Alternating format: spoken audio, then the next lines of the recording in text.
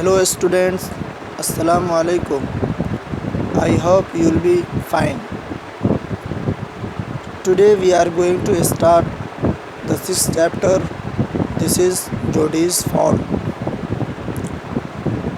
In this video, I would like to share the summary of this chapter. So please listen to me carefully. There are 4 characters in this story. Number 1, Jodi. Number 2, Mr. Baxter.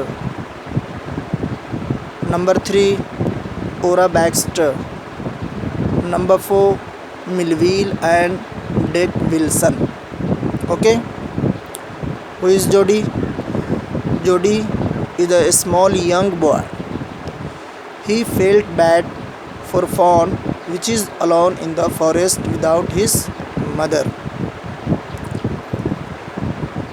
Number 2, Mr. Baxter.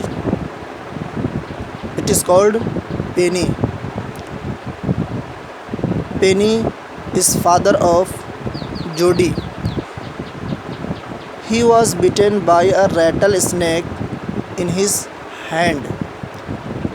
He killed a doe and used its heart and liver to draw out the poison. He allowed his son Jodi to bring the fawn back home and raise it. And who is Ora Baxter? Ora Baxter is mother of Jodi. She also agreed to bring the fawn at house and raise it. Who is Melville and Dick Wilson? They are forester. They are forester who helped Jodi in finding fawn in the forest.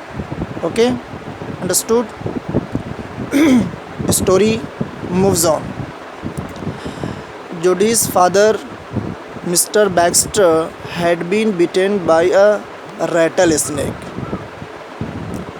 He killed a doe and used its heart and liver to draw out the poison from his wound. Okay?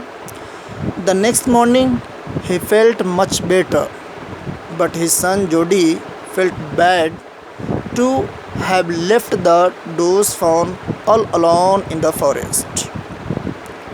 So he went to his father and told him reason the need to bring the fawn to safety of their home. His father allowed him to go to the forest and search the fawn.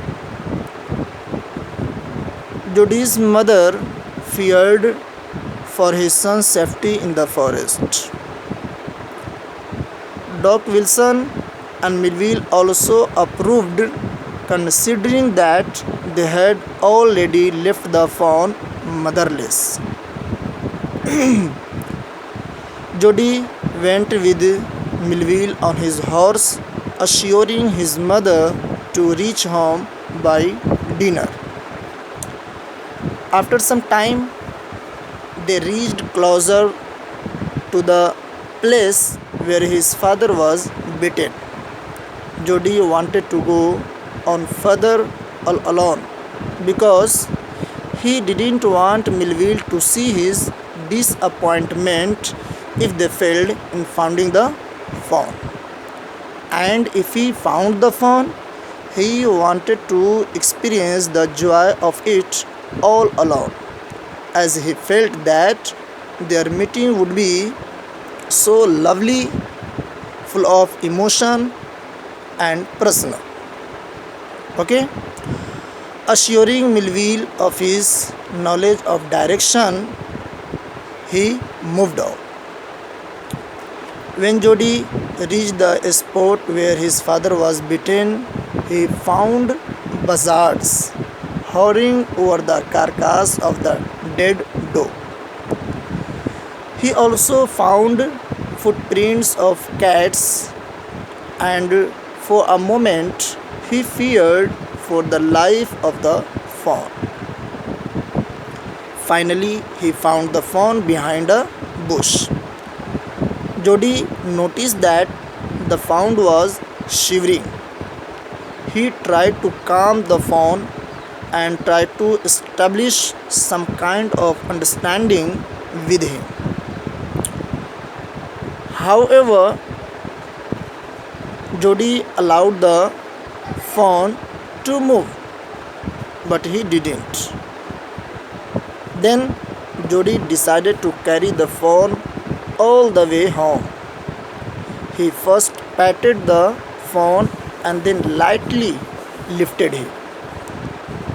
He went around the area where his father was beaten and where the carcass of the fawn's mother, fearing that the scent of his mother would make the fawn restless. Okay? He had to stop after breaks as himself behind the little he was severely struggling with the weight of the fawn and the vines and bushes that lay on the path.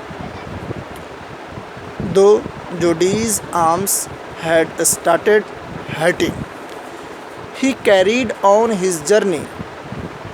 He even managed to win the fawn's trust, who gradually grew willing to follow him. After a point, Jody felt such a grand connection with the fawn that all the struggle and pain he was going through no longer mattered. By and by, they reached their destination. Okay? The fawn refused to go upstairs, probably sensing the presence of his mother's killer. But Jody carried him to his father, who expressed joy at seeing the fawn. Later, Jody lovingly fed him milk in the kitchen and enjoyed the fawn's trust and love for him. Okay, goodbye. Thanks very much.